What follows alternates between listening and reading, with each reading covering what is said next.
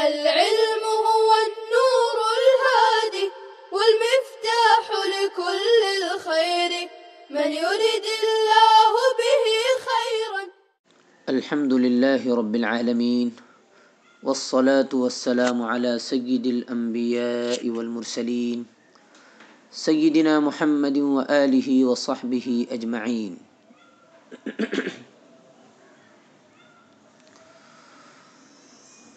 رب اشرح لي صدري ويسر لي أمري واحلل عقدة من لساني يفقه قولي. اللهم إنا نسألك فواتح الخير وخواتمه. اللهم أحسن عاقبتنا في الأمور كلها وأجرنا من خزي الدنيا وعذاب الآخرة. ربنا يسر ولا تعسر وتمم بنا الخير وبك نستعين يا فتاح افتح لنا الخير. يا معلم إبراهيم علمنا، يا مفهم سليمان فهمنا.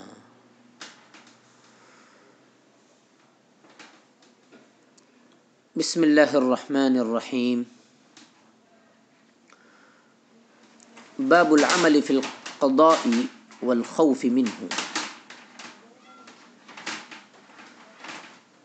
منصب قضاء کی انجام دہی اور اس سے ڈرنے کا بیان اور اس کے خطرات کا بیان.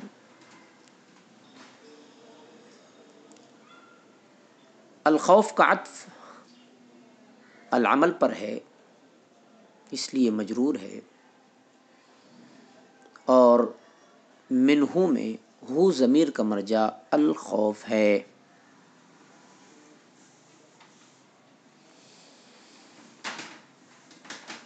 اس باب کی گزشتہ باب سے کیا مناسبت ہے؟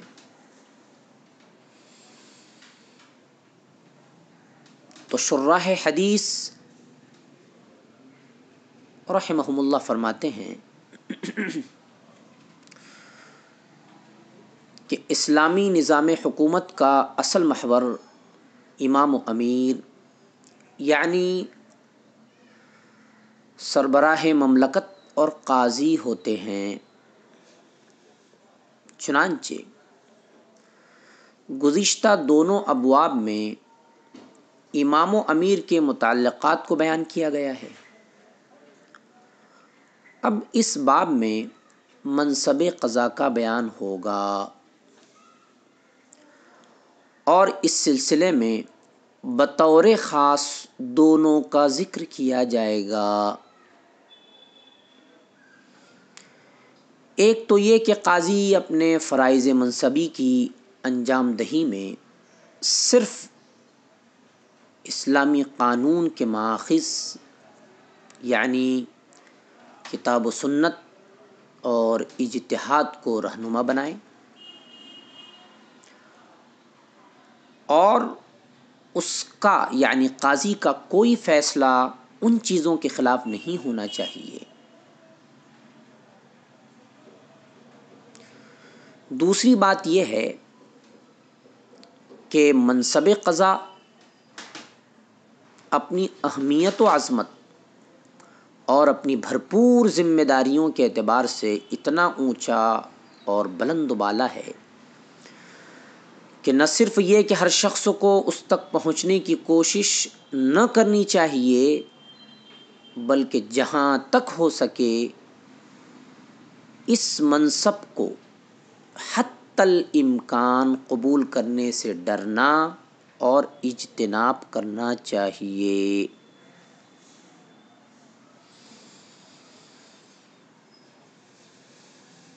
بہرحال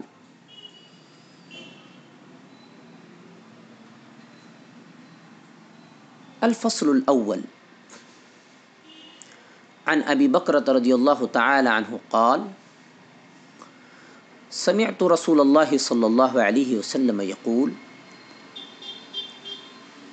لا یقضین حکم بین اثنین وہو غضبان. حضرت ابو بکر رضی اللہ تعالیٰ عنہ سے روایت ہے، کہا رسول اللہ صلی اللہ علیہ وسلم نے فرمایا، غضبناک حالت میں، غصے کی حالت میں کوئی شخص دو آدمیوں کے درمیان فیصلہ نہ کرے. غصے کی حالت میں فیصلے کی ممانعت کیوں ہے؟ شارحین حدیث فرماتے ہیں کہ غصے کی حالت میں چونکہ غور و فکر کی قوت مغلوب ہو جاتی ہے، اور ایسی صورت میں مبنی بر انصاف کے فیصلے کا صادر ہونا محل نظر ہو جاتا ہے. اس لیے حکم دیا گیا ہے کہ کوئی حاکم و قاضی غیظ و غضب کی حالت میں کسی قضیے کا فیصلہ نہ کرے، کسی مقدمے کا فیصلہ نہ کرے، تاکہ اس کا غیظ و غضب اس کے غور و فکر اور اجتہاد میں رکاوٹ نہ بنے اور وہ منصفانہ فیصلہ دے سکے. بڑی عجیب حکمت بیان فرمائی ہے کہ صرف غصے کی حالت نہیں، بلکہ سخت گرمی، سخت سردی، بھوک پیاس اور بیماری کی حالت میں بھی کوئی حکم و فیصلہ نہ دے، کیونکہ ان اوقات میں بھی حواس پوری طرح قابو میں نہیں ہوتے اور دماغ حاضر نہیں رہتا. لہٰذا اگر کوئی حاکم و قاضی ان احوال میں حکم و فیصلہ دیں گا تو وہ کراہت کے ساتھ جاری اور نافذ ہوگا. وعن عبد اللہ بن عمرو وابی ہریرہ رضی اللہ تعالی عنہما قال، اور حضرت عبداللہ بن عمرو اور حضرت ابو ہریرہ رضی اللہ عنہما دونوں کہتے ہیں، قال رسول اللہ صلی اللہ علیہ وسلم، کہ رسول کریم صلی اللہ علیہ وسلم نے فرمایا، اذا حکم الحاکم فاجتہد واصاب فلہ اجران. جب کوئی حاکم فیصلہ دینے کا ارادہ کرے اور اجتہاد کرے، یعنی غور و فکر کے ذریعے حکم و فیصلہ دے،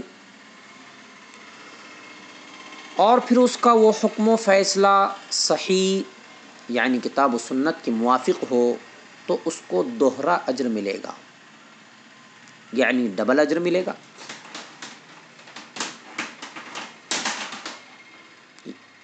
ایک اجر تو نفس اجتہاد کا اور دوسرا اجر صحت اجتہاد کا.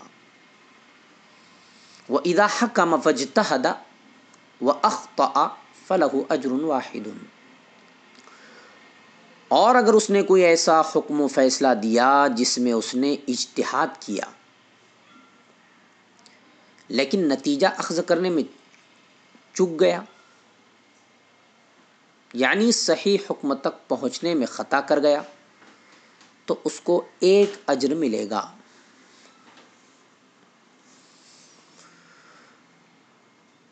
فاجتہد واصاب،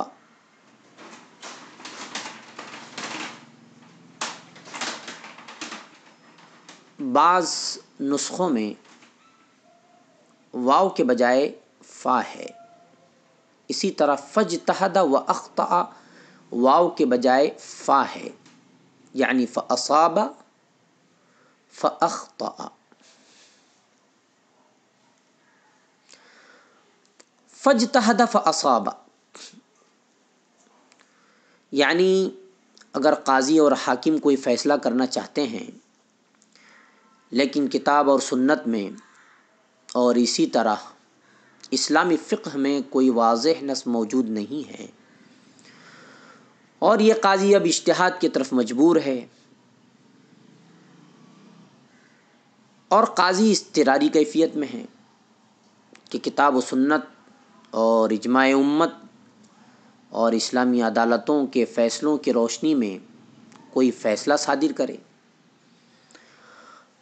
اب اگر ان حالات میں قاضی نے خوب سوچ بچار کر کے کوئی فیصلہ سنا دیا اور وہ فیصلہ صحیح نکلا تو 2 اجر ملیں گے۔ ایک تو صحیح فیصلے کا ثواب،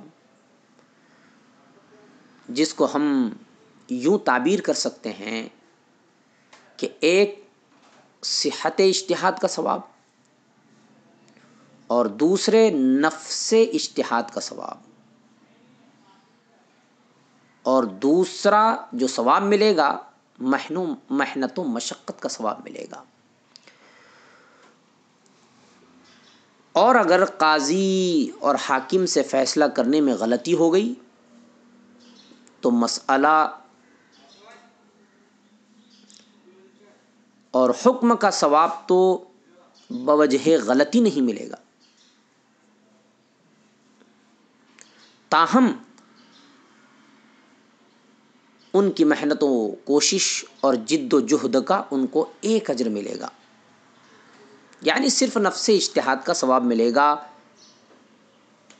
لیکن یہ اس وقت ہے جب کہ حاکموں، عالموں، قاضی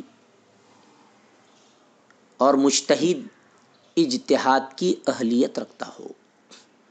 اگر اجتہاد کا اہل نہیں اور اس نے فیصلے میں غلطی کی تو ثواب کے بجائے گناہ ہوگا۔ اس حدیث سے ایک ضابطہ یہ نکلا کہ بڑے اجتہاد کے لیے بڑے علم اور بڑی سوچ کی ضرورت ہے۔ نیز اجتہاد کا حق ان اجتہادی اور فروعی مسائل میں ہیں جن میں وجوہات مختلفہ احتمالیہ کی گنجائش ہو۔ غیر محتمل نص میں یا شریعت کے واضح ارکان میں نہ تو تقلید ہوتی ہے اور نہ اجتہاد کی ضرورت و گنجائش ہوتی ہے۔ جو محات الاحکام ہوتے ہیں، جو منصوص ہیں، ان میں اجتہاد کی گنجائش نہیں ہوتی۔ پھر یہ بحث ہے کہ آیا حق ایک ہے یا ہر مجتہد کے اجتہاد میں الگ الگ حق ہے؟ تو راجح اور صحیح یہ ہے کہ حق ایک ہے جو لا علی التعیین کسی کے پاس بھی ہو سکتا ہے۔ مذکورہ حدیث سے جہاں یہ مسئلہ ثابت ہو جاتا ہے کہ قاضی فروعی مسائل میں اجتہاد کا حق رکھتا ہے اور وہ کبھی صحیح فیصلہ کرتا ہے اور کبھی غلطی ہو جاتی ہے، وہیں پر یہ بات بھی واضح ہو گئی کہ اسلام میں اجتہاد اور مجتہدین کا ایک بڑا مقام ہے۔ اگر وہ اپنے اجتہاد میں صحیح بات تک پہنچ جاتے ہیں تو ان کو 2 ثواب ملیں گے، ورنہ 1 ثواب تو ان کے لیے طے ہے۔ لہذا فقہاء اور مجتہدین رحمہم اللہ کو برا کہنا یا ان پر تنقید کرنا بدبختی ہے۔ اس حدیث سے یہ بھی معلوم ہو گیا کہ المجتہد یخطی و یصیب ایک طے شدہ حقیقت ہے۔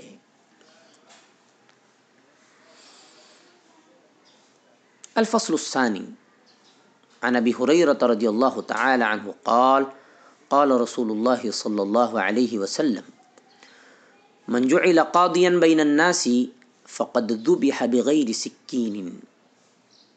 حضرت ابو ہریرہ رضی اللہ تعالیٰ عنہ کہتے ہیں کہ رسول کریم صلی اللہ علیہ وسلم نے فرمایا، جو شخص لوگوں کے درمیان قاضی مقرر کیا گیا گویا اس کو بغیر چھری کے ذبح کیا گیا۔ من جعل قاضیا، قاضی عیاض رحمہ اللہ فرماتے ہیں کہ آن حضرت صلی اللہ علیہ وسلم نے اس کلام سے وہ قتل مراد لیا ہے جو چھری کے علاوہ ہو، جیسے گلا گھونٹنا یا پانی میں ڈبو دینا یا آگ میں جلا دینا یا کسی کا کھانا پانی بن کر کے قتل کرنا، یہ وہ صورتیں ہیں جو چھری سے قتل کرنے کی نسبت زیادہ سخت ہیں، کیونکہ اس میں قتل کرنے کا دورانیہ طویل ہوتا ہے۔ اس لیے حضرت صلی اللہ علیہ وسلم نے فرمایا کہ قاضی بننا ایسا ہے جیسا کہ کسی کو چھری کے بغیر ذبح کیا گیا۔ علامہ طیبی رحمہ اللہ فرماتے ہیں کہ جسمانی قتل کرنے کا متعارف طریقہ تو چھری، چاقو وغیرہ سے ہوتا ہے۔ حضرت صلی اللہ علیہ وسلم نے اس متعارف طریقے قتل کو چھوڑ کر جس قتل کا ذکر فرمایا ہے اس سے دین کی تباہی اور روحانی ہلاکت مراد ہو سکتی ہے، ظاہری جسم کی ہلاکت مراد نہیں ہو سکتی۔ علامہ مظہر رحمہ اللہ فرماتے ہیں کہ عہدہ قضا کا خطرہ بہت زیادہ ہے اور اس کا ضرر بہت بڑا ہے، کیونکہ قاضی بہت ہی کم عدل و انصاف باقی رکھ سکتا ہے۔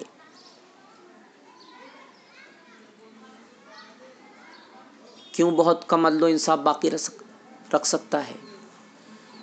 وجہ یہ بیان کی گئی ہے کہ نفس کے رجحانات بہت زیادہ ہیں، کبھی آدمی کسی من پسند کی طرف، کبھی اپنے خادم کی طرف، اور کبھی صاحب منصب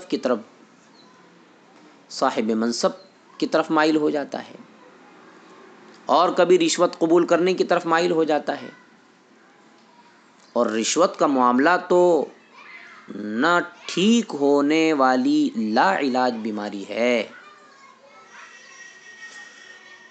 امام صدر الشریعہ رحمہ اللہ فرماتے ہیں کہ جس طرح بغیر چھری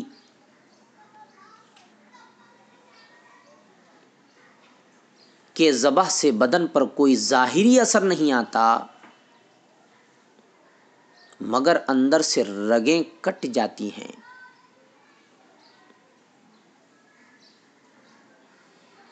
اسی طرح قضا میں آپ کو ظاہر میں کچھ نقصان نظر نہیں آتا۔ ارے بھائی، عہدہ مل گیا، منصب مل گیا، مزے ہی مزے ہیں، بظاہر تو کوئی نقصان نظر نہیں آ رہا ہے، لیکن روحانی اور باطنی طور پر خطرناک اثر ہو جاتا ہے۔ بعض علماء نے اس حدیث سے یہ مسئلہ نکالا ہے کہ جس شخص کو اپنے نفس پر کامل یقین اور کامل اعتماد و بھروسہ نہ ہو تو وہ قاضی بننے کی جرأت نہ کرے، کیونکہ یہ خطرناک صورت ہے، اور اگر وہ شخص اپنے آپ پر مطمئن ہو تو وہ قضا کو قبول کرے، جیسا کہ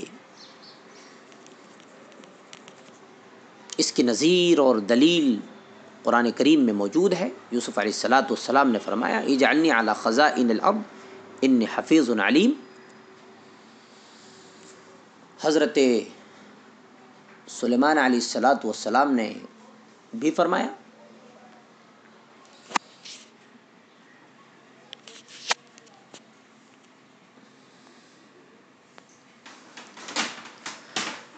رب هب لی ملکا لا ينبغی لأحد من بعدی۔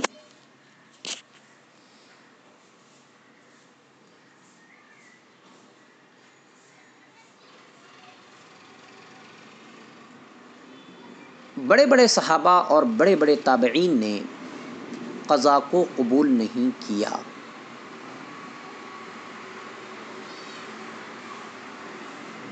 کیوں قبول نہیں کیا ہم بتا چکے ہیں کہ کامل یقین اور کامل اعتماد و بھروسہ اپنے آپ پر نہ ہو، اپنے آپ کو عہدہ اور منصب کے لائق قابل نہ سمجھے تو معذرت کر دیں، جیسا کہ بڑے بڑے صحابہ رضی اللہ عنہم اور تابعین رحمہم اللہ نے کیا۔ امام ابو حنیفہ رحمۃ اللہ علیہ نے عہدہ قضا قبول نہ کرنے کی وجہ سے جیل میں کوڑے کھائے ہیں، لیکن حکومت کی قضا کی طرف جھکے نہیں۔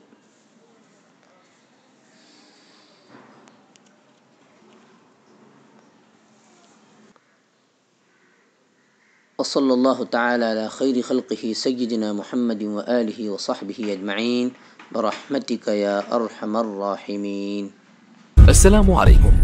لا تنسوا الاعجاب بالفيديو والاشتراك في القناة تشجيعا لنا لنستمر بنشر المزيد إن شاء الله.